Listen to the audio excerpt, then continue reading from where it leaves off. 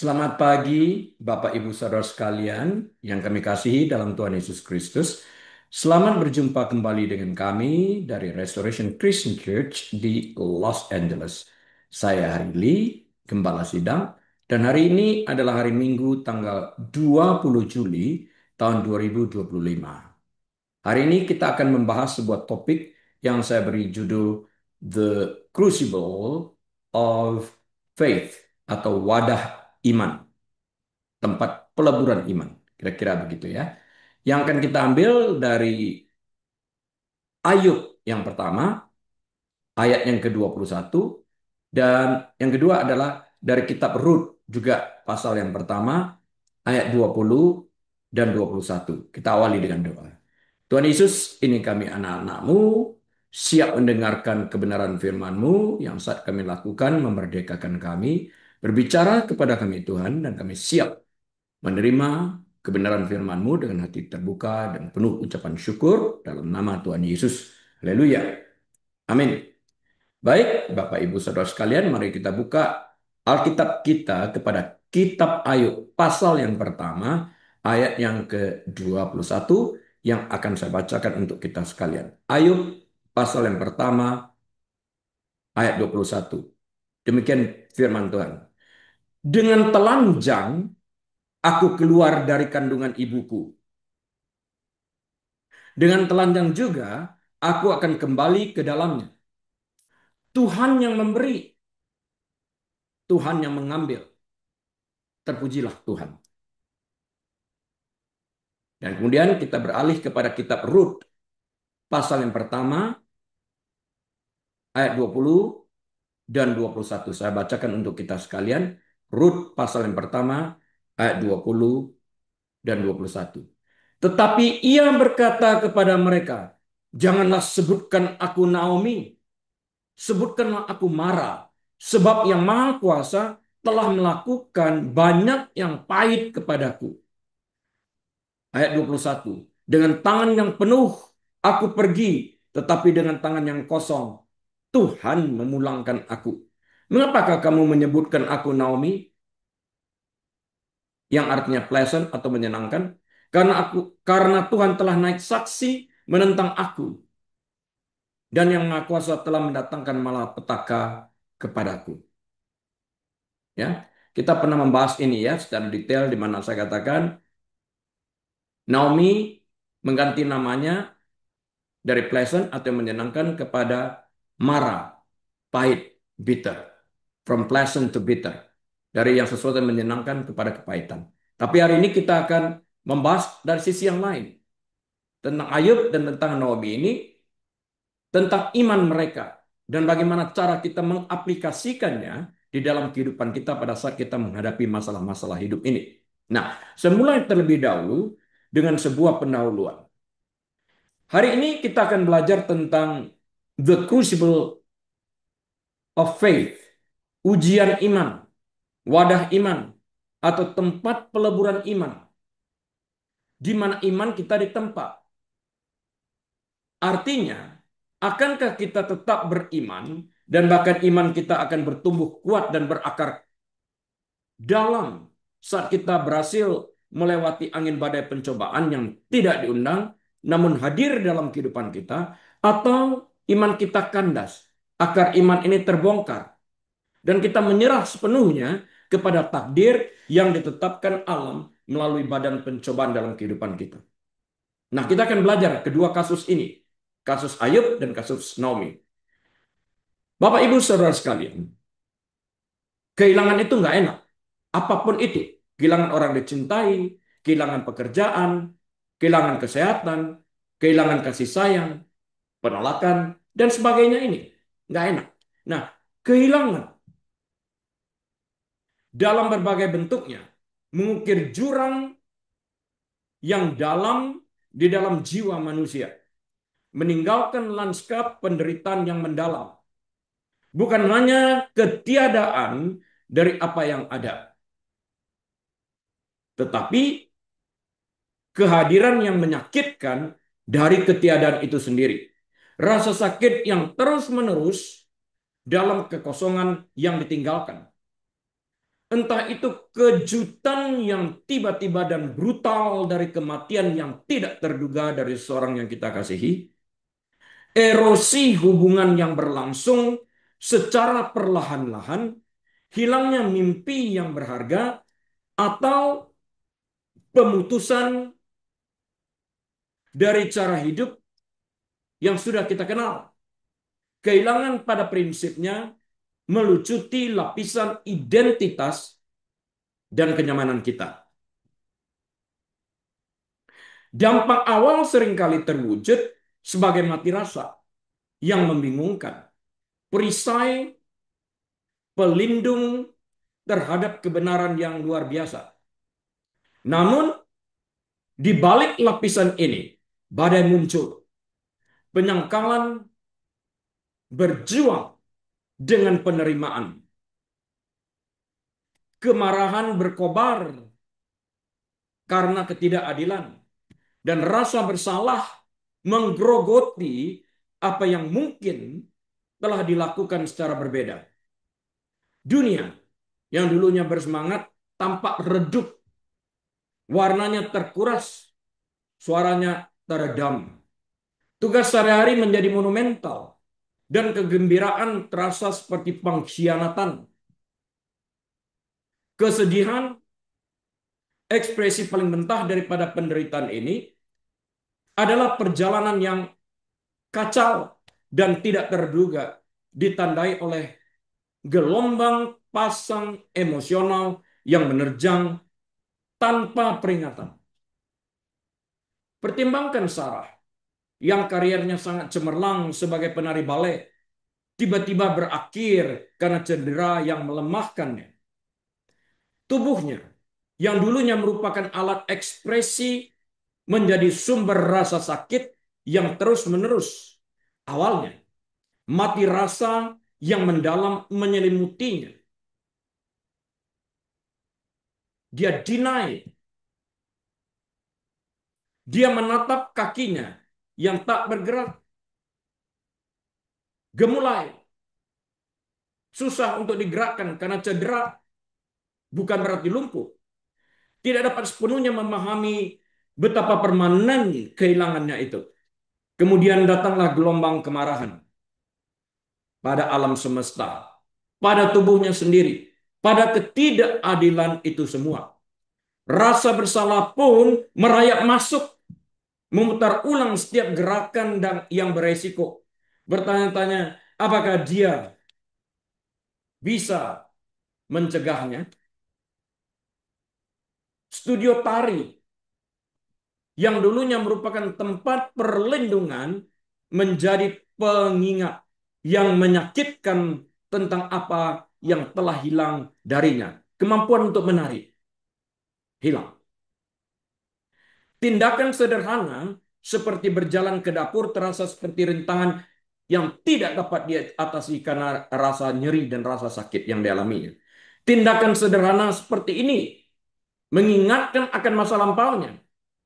Namun di saat-saat hening, kebenaran yang berbeda muncul. Kedalaman penderitaannya mencerminkan kedalaman hasratnya terhadap tari. Semakin ia mencintai dan begitu dalam ia mencintai tarian itu, kehilangan kemampuan ini akan dirasakan juga sangat menyakitkan. Berduka sedalam itu berarti mencintai seninya sepenuhnya, seni tari ini. Meskipun luka fisik tidak akan pernah tertutup sepenuhnya dan bekas luka akan tetap ada, tindakan berkabung menjadi bagian penting dari penyembuhannya. Dengan mengakui dan merangkul rasa sakit tersebut, Sarah perlahan mulai menemukan jalan ke depan, membawa kenangan akan tarian bukan sebagai beban, tetapi sebagai bagian yang tak terhapuskan dari dirinya yang telah terbentuk. Itu bagian dari kehidupan.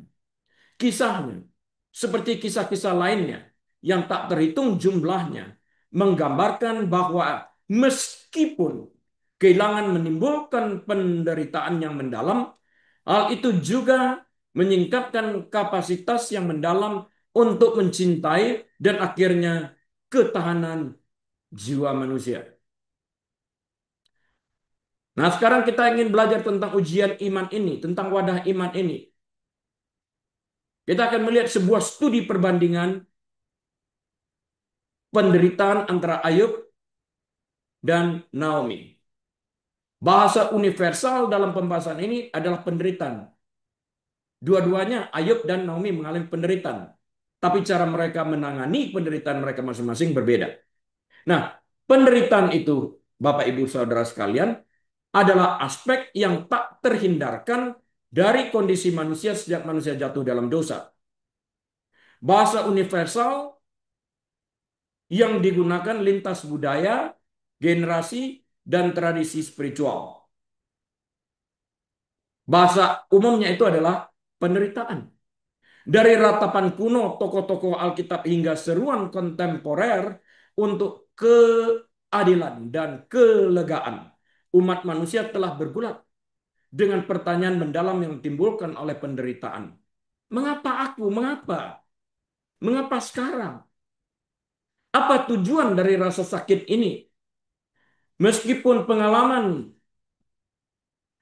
penderitaan bersifat universal, respons individu terhadapnya sangat beragam, dibentuk oleh karakter, keadaan, dan pemahaman teologis. Narasi Alkitab tentang Ayub dan Naomi menawarkan dua studi kasus yang sangat menarik. Namun berbeda dalam penanganan penderitaan yang sangat besar. Kedua tokoh tersebut mengalami kehilangan yang sangat besar. Kehilangan keluarga, kehilangan kekayaan, dan status sosial yang menantang fondasi iman dan identitas mereka. Namun reaksi awal mereka, perjalanan mereka selanjutnya melalui kesedihan dan ratapan, dan resolusi akhir mereka menghadirkan perbedaan yang mencolok, menyediakan materi yang kaya untuk analisis komparatif tentang ketahanan manusia dan kompleksitas pemeliharaan ilahi. Pembahasan firman Tuhan ini akan menyelidiki cara-cara berbeda antara Ayub dan Naomi dalam menghadapi penderitaan mereka. Meneliti respons awal mereka, perspektif teologis mereka, interaksi mereka dengan orang-orang lain, interaksi Ayub dengan teman-temannya, interaksi Naomi dengan orang-orang sekampungnya. Jadi kita juga akan mempelajari interaksi mereka dengan orang lain dan jalan mereka menuju penyembuhan dan pemulihan, yang pada akhirnya menyoroti sifat iman yang bernuansa dan beraneka ragam dalam menghadapi kesulitan. Kehilangan dalam berbagai bentuknya mengukir jurang yang dalam di dalam jiwa manusia, meninggalkan lanskap penderitaan yang mendalam. Kehilangan itu sendiri, Bapak Ibu Saudara sekalian, bukan sekadar ketiadaan dari apa yang pernah ada, tetapi kehadiran yang menyakitkan dari ketiadaan itu sendiri. Rasa sakit yang terus-menerus dalam kekosongan, kehampaan yang ditinggalkan. Entah itu kekejutan, saya katakan tadi, dari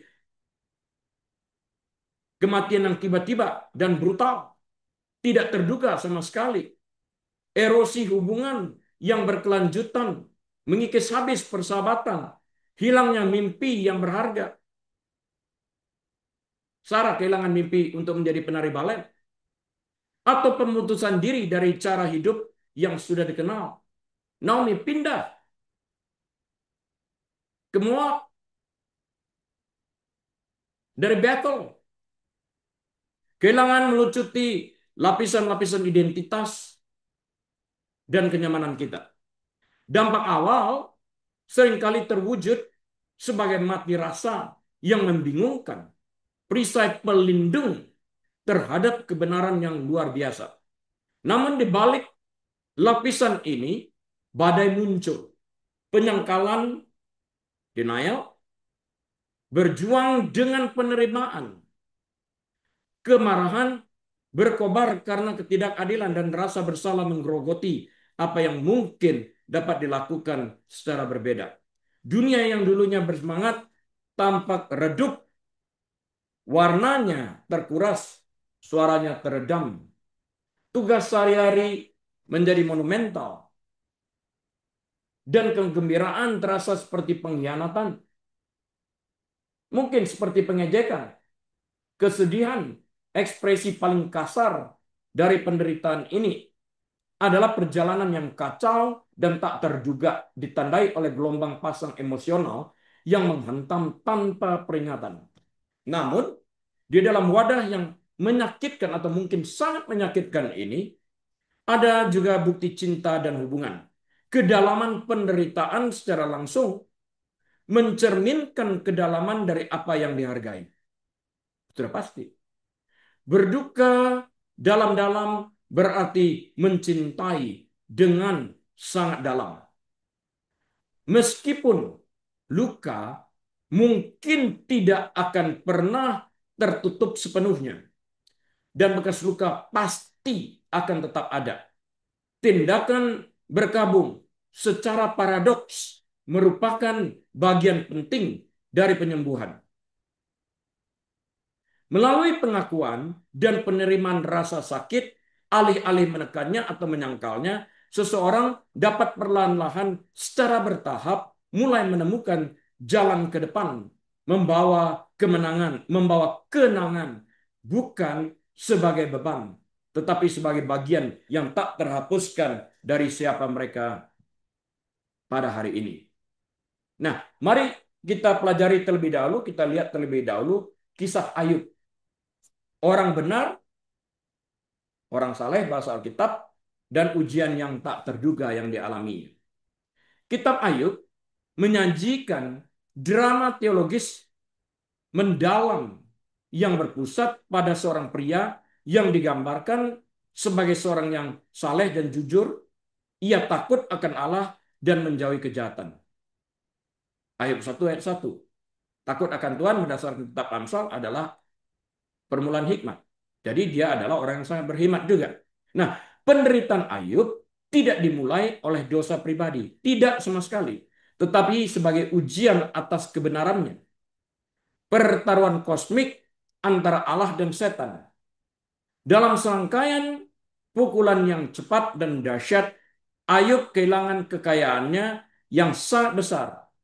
Lembu, keledai, domba, unta, para pelayannya, dan yang paling tragis kehilangan ke-10 anaknya. Bukan satu, bukan dua. Seluruh anaknya. 10 orang itu mati semuanya. Yang binasa ketika angin kencang merobohkan rumah tempat mereka berpesta. Segera setelah malapetaka ini, Ayub menderita barah yang busuk. Seakan-akan tidak cukup penderitaannya, ditambah lagi dengan barah yang busuk. Dari telapak kakinya sampai ke batu kepalanya. Ayub 2 ayat 7 mencatat itu. Penderitaannya komplit. Yang membuatnya sangat melarat dan menderita secara fisik.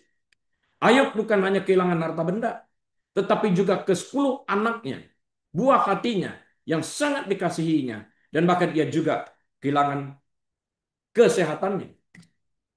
Reaksi awal Ayub terdapat reaksi awal Ayub terhadap kehilangan yang sangat besar ini sangat tenang dan ia tetap memelihara kesalehannya. Setelah mendengar berita kematian anak-anaknya, ia merobek jubahnya, mencukur kepalanya. Ini adalah tanda-tanda berkabung tradisional yang berlaku pada masa itu. Dan ia sujud ke tanah untuk menyembah. Wow. Setelah mengalami ini semua, ia sujud menyembah. Menyembah Tuhan. Ya. Pernyataan terkenal Ayub adalah, dengan telanjang aku keluar dari kandungan ibuku, dan dengan telanjang aku juga akan kembali ke dalamnya. Tuhan yang memberi, Tuhan yang mengambil, terpujilah Tuhan. Ayub 1 ayat 21. Merangkum penerimaan yang mendalam akan kedaulatan ilahi, bahkan dalam menghadapi rasa sakit yang tidak terpahami, ya tidak mempersalahkan Tuhan sekalipun. Respon awal ini membedakan dari reaksi manusia konvensional. Ini adalah bukti imannya yang mendalam dan kepatuhannya pada teologi yang memahami Tuhan sebagai pemberi dan penerima utama. Bahkan nasihat pahit istrinya untuk mengutuk Tuhan dan mati. Ayub 2 ayat 9 ditanggapi oleh Ayub dengan teguran. Tertulis dalam Ayub 2 ayat yang ke-10. Jawaban terhadap pernyataan istri yang mengatakan, udah, kutuk Tuhan dan mati. Ayub menjawab, engkau berbicara seperti perempuan gila. Apakah kita mau menerima yang baik dari Allah, tetapi tidak mau menerima yang buruk? Dalam kesemuanya itu, Ayub tidak berdosa. Ayub tidak berbuat dosa dengan bibirnya. Ayub 2 ayat 10 sekali lagi. Nah, pada tahap pertama penderitaannya, Ayub mewujudkan ketahanan yang tidak tergoyahkan dan kemurnian teologis. Namun, keteguhan Ayub tidaklah mutlak atau tak berjuang. Seiring berlalunya, hari menjadi minggu dan penderitanya berlanjut tanpa penjelasan, ratapannya semakin dalam dan berubah menjadi protes yang pahit. Kedatangan ketiga sahabatnya, Elifas, Bildad, dan Sofar, awalnya memberikan secercah penghiburan saat mereka duduk bersamanya dalam keningan selama 7 hari, 7 malam. Namun upaya mereka selanjutnya untuk menjelaskan penderitaan Ayub melalui teologis pembahasan yang kaku, bahwa penderitaan pasti merupakan konsekuensi dosa, memicu pembelaan Ayub yang penuh semangat atas ketidakbersalahannya. Ayub menolak untuk menerima penjelasan mereka yang sederhana, dengan keras menegaskan ketidakbersalahannya dan menantang Tuhan secara langsung. Menolongnya menjadi semakin berani dan nekat mempertanyakan keadilan ilahi. Aku berseru minta tolong kepadamu, tetapi engkau tidak menjawab. Aku berdiri menanti, tetapi engkau tidak menghiraukan aku. Ayat 30 ayat 20. Kita tidak dapat memberikan nasihat atau menjelaskan penderitaan seseorang tersebut, karena kita tidak berdiri pada posisi orang tersebut. We are not wearing their shoes. Kita nggak tahu cerita yang komplit, apa yang mereka rasakan. Karena itu jangan terburu-buru untuk menghakimi. Penderitaan mereka itu nyata dan mutlak.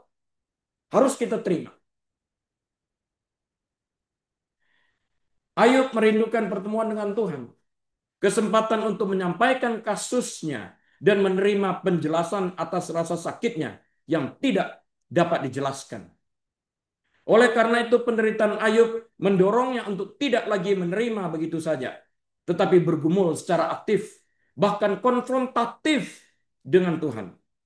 Imannya tidak hancur, tetapi diregangkan dan disempurnakan dalam ujian yang penuh dengan pertanyaan, yang pada akhirnya menuntunnya pada perjumpaan yang transformatif dengan pusaran ilahi, di mana Tuhan berbicara kepadanya secara langsung. Nah, sisi lain Naomi, kita lihat. Naomi pulang dengan kepahitan dan harapan penebusan. Kitab Rut dibuka dengan Naomi, istri Elimelek, dan kedua putra mereka, Mahlon dan Kilion, yang berimigrasi dari Bethlehem ke Moab, seperti yang saya katakan tadi, karena kelaparan di Yehuda. Mereka pindah meninggalkan kampung halaman mereka, kebiasaan mereka, kebudayaan mereka, adat istiadat mereka di sana. Teman-teman mereka, lingkungan mereka ditinggalkan. Mereka meninggalkan segala sesuatu yang telah nyaman. Nah, tindakan awal mencari nafkah di negeri asing ini menjadi panggung bagi serangkaian tragedi.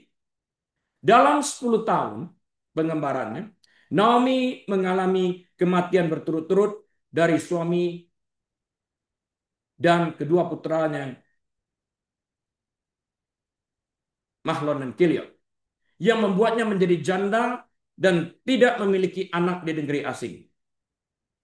Dia kehilangan 3 orang, suami dan kedua anak.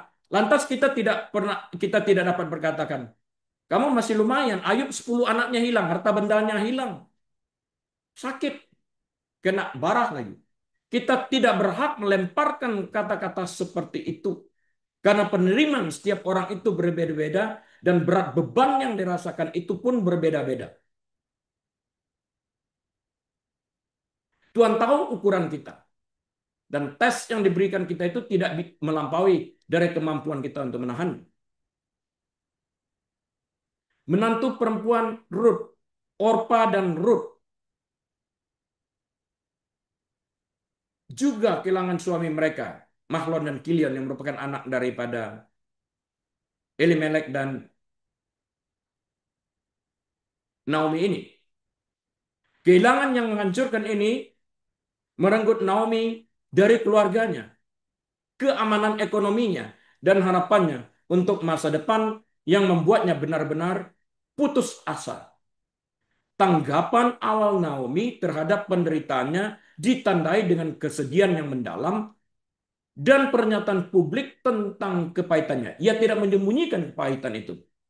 Ketika dia memutuskan kembali ke Bethlehem,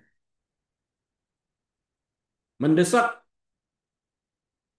menantu perempuan untuk tinggal di Moab, ratapannya sangat pribadi dan pedih. Satu dari 2 menantunya ini pulang ke rumah orang tuanya, yaitu Orpa. Ruth tetap mengikuti dia. Setibanya di Bethlehem, seluruh kota gempar dan para wanita berseru, Naomi kah itu? Tetapi ia berkata kepada mereka, janganlah sebutkan aku Naomi, sebutkan aku Mara, sebab yang Maha Kuasa telah melakukan banyak yang pahit kepadaku. Dia terbuka tentang kepahitannya, dia tidak menyembunyikannya. Ayat 21, dengan tangan yang penuh aku pergi, tetapi dengan tangan yang kosong Tuhan memulangkan aku. Mengapakah kamu menyebutkan aku Naomi? Karena Tuhan telah naik saksi menentang aku dan yang Maha Kuasa telah mendatangkan malapetaka kepadaku. Rut 1 ayat 20 dan 21. Panggil aku, sebutkan aku. Marah, pahit, karena kepahitan telah menyelimuti aku. Dan pleasant atau sesuatu yang menyenangkan itu telah meninggalkan aku. Itu pernyataan daripada Naomi. Dia tidak menyembunyikan itu. Dan dia mempersalahkan Tuhan bahkan langsung di hadapan mereka. Tuhan telah naik saksi untuk mendatangkan ini bagi kehidupanku. Buktinya, aku pergi dengan tangan penuh, kembali dengan tangan kosong. Suamiku meninggal, kedua anakku meninggal. Itu pahit. Tidak seperti penyembahan awal Ayub, tanggapan Naomi adalah ekspresi terbuka dari rasa sakitnya dan secara langsung mengaitkan kemalangannya dengan tangan Tuhan. Dia merasa Tuhan telah memperlakukannya dengan keras, mengosongkan hidupnya dari sukacita dan kemakmuran. Peragaan kesedihan dan protes di depan umum ini, meskipun dapat dimengerti, sangat kontras dengan penghormatan diam-diam Ayub pada awalnya. Terlepas dari kepahitannya, narasi Naomi adalah salah satu pemulihan komunal yang bertahap daripada perjuangan teologis yang menyendiri. Diakui, dia tidak deny. Diakui dia pahit, diakui dia kehilangan dan sebagainya ini. Kepahitannya diredakan oleh kesetiaan Ruth, satu dari 2 menantunya yang tidak tergoyahkan, yang berjanji untuk tinggal bersamanya. Rut 1 ayat 16 mencatat itu. Janganlah desak aku meninggalkan engkau dan pulang dengan tidak mengikuti engkau. Sebab kemana engkau pergi, ke situ juga aku pergi. Dan di mana engkau bermalam, di situ juga aku bermalam. Bangsamu lah bangsaku dan Allahmu lah Allahku. Ini perkataan Rut yang dikutip dari Rut 1 ayat 16. Melalui upaya proaktif, Rut memungut hasil panen di ladang dan memulai kontak dengan Boas, seorang penebus saudara. Naomi mulai melihat secercah harapan. Naomi meskipun awalnya pasif, ya, dalam kesedihannya secara bertahap mendapatkan kembali kebebasannya. Ia memberikan nasihat dan bimbingan kepada Ruth. Dia dengan hati-hati mengatur pertemuan Ruth dengan Boas, menunjukkan pemahaman yang cerdik tentang adat istiadat masyarakat dan tujuan baru bagi masa depan keluarganya. Narasi Naomi bukanlah tentang dirinya yang secara langsung menantang Allah, tetapi tentang perjalanannya dari keputusasaan menuju harapan melalui hubungan antar manusia dan partisipasi yang rendah hati dalam rencana pemeliharaan Allah yang terwujud melalui kebaikan dan kesetiaan orang lain. Ruth dalam hal ini. Kisahnya tidak mencapai puncaknya dalam perjumpaan langsung dengan Tuhan seperti kisah Ayub, tetapi dalam kelahiran Obed, putra Rut dan Boas, yang menjadi kakek Raja Daud, yang menandakan pemulihan garis keturunannya yang mendalam dan pembenaran kesetiaan Tuhan. Hatinya terhibur. Kelahiran seorang anak, kegembiraan dikembalikan, air mata hapus, diganti dengan sukacita. Nah, sekarang kita akan melakukan sebuah analisis. Analisis komparatif jalan yang berbeda dalam melewati ujian. Meskipun Ayub dan Naomi sama-sama menderita kerugian besar, cara mereka menangani cobaan ini menunjukkan perbedaan yang signifikan dalam reaksi awal.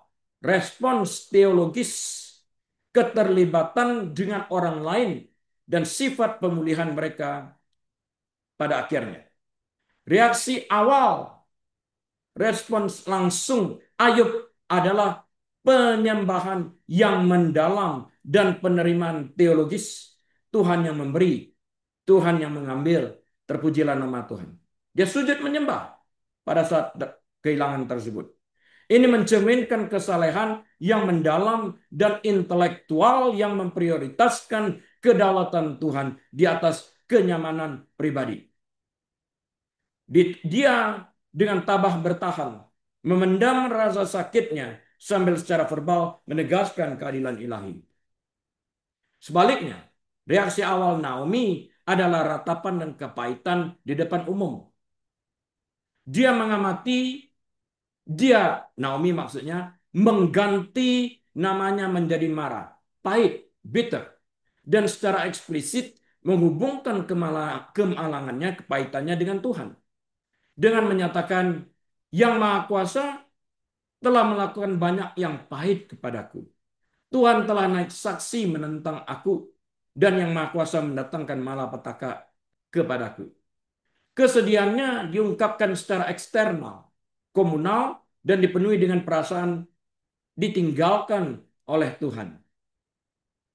Perasaannya seperti itu, sehingga dia merasakan ketiadaan Tuhan di dalam kehidupannya, kehampaan, kekosongan. Hal ini menyoroti perbedaan mendasar dalam mekanisme penanganan langsung mereka. Ayub menekan kemarahan langsungnya untuk mempertahankan sikap menyembah, sementara Naomi menyuarakan kesedihannya dan merasakan kekosongan, kehampaan karena dia menyangka Tuhan tidak lagi hadir dalam kehidupannya. Padahal Tuhan nggak kemana-mana, ada di sana. Bagaimana dengan para komunitas? Peran komunitas dalam penderitaan mereka juga berbeda secara signifikan. Teman-teman Ayub yang awalnya mendukung dengan cepat berubah menjadi musuh. Teologi mereka yang kaku memperburuk rasa sakitnya, alih-alih meringankannya. Perjuangannya sebagian besar dilakukan sendirian, diselingi oleh dialog yang intens. Teman-temannya sering kali menuduh Ayub dan hanya memperdalam keterasingannya. Pembenaran dan pemulihannya pada akhirnya datang langsung dari Tuhan. Ada intervensi ilahi dalam sebuah pertemuan pribadi, menimbulkan sebuah transformasi di dalam kehidupan Ayub. Namun, perjalanan kesembuhan Naomi sangat dibentuk oleh kesetiaan dan inisiatif Ruth. Kasih dan tindakan Ruth yang teguh mengumpulkan gandum dan mendekati Boas Obed keturunannya adalah katalis utama untuk pemulihan Naomi. Para wanita Bethlehem juga memainkan peran penting, menghibur Naomi dan merayakan kelahiran Obed bersamanya. Penyembuhan Naomi bersifat komunal dari masyarakat sekitarnya ini, menunjukkan bagaimana Tuhan bekerja melalui kesetiaan dan kasih sayang orang lain. Jadi jangan menutup kemungkinan bahwa kesembuhan dapat berasal dari komunitas di mana kita berada. Tuhan mengutus orang-orang di dalam komunitas kita untuk membantu kita menjadi sembuh, menghibur kita. Nah, hakikat pemulihan Ayub bersifat agung dan langsung. Dia bertahan dalam kesalehannya. Allah berbicara kepadanya, menghajarnya, lalu mengembalikan kekayaannya 2 kali lipat, memberinya anak-anak baru dan memperpanjang umurnya. Ini adalah campur tangan ilahi yang dramatis yang mengesahkan kebenaran dan menunjukkan kedaulatan Allah. Pemulihan Naomi lebih halus dan lebih organik. Pemulihan ini terjadi melalui kelanjutan garis keturunan keluarganya. Kelahiran seorang cucu, Obed namanya, dan janji tentang dinasti masa depan melalui Daud. Dari garis keturunan ini, pemulihannya bukanlah pengembalian kekayaannya yang dulu seperti Ayub, tetapi pembenaran rohani dan kekeluargaan yang mendalam, yang menandakan pekerjaan pemeliharaan Allah yang tenang melalui tindakan manusia yang tampaknya biasa-biasa saja. Summary saya sebagai berikut. Dari pembelajaran firman Tuhan hari ini, kita menemukan ekspresi iman yang berbeda antara Ayub dan Naomi. Narasi Ayub dan Naomi meski memiliki tema umum tentang penderitaan yang mendalam, sama-sama kehilangan anak, anggota keluarga, menawarkan model yang berbeda untuk bergulat dengan kesulitan.